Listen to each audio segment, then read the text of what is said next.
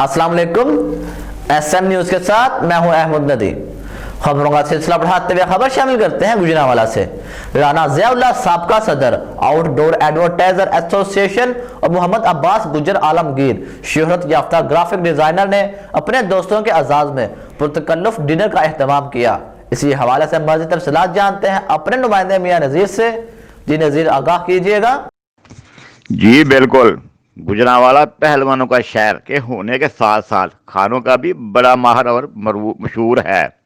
गुजरांवाला का जहां राना ज़ियाउल्लाह साबका सदर, आउटडोर एडवाइजर एसोसिएशन और मोहम्मद अब्बास गुजर आलमगीर शोहरत याफ्ता ग्राफ डिजाइनर ने अपने दोस्तों के एजाज में पुरतकल्लफ डिनर का एहतमाम किया गया। डिनर में इज्जत रसूल, अली खोखर जर्नलिस्ट और ज़ुबैर मुगल ने शिरकत की। दावत सराय होटल में मुनक्कद की गई। इस डिनर में मेहमानों को सरगोदा और चन्योर की स्पेशल डिनर डिशेस, मटन कुन्ना, मटन तंदूरी, रोस्ट, बारबेक्यू और मटन कढ़ाई सर्विस की गई।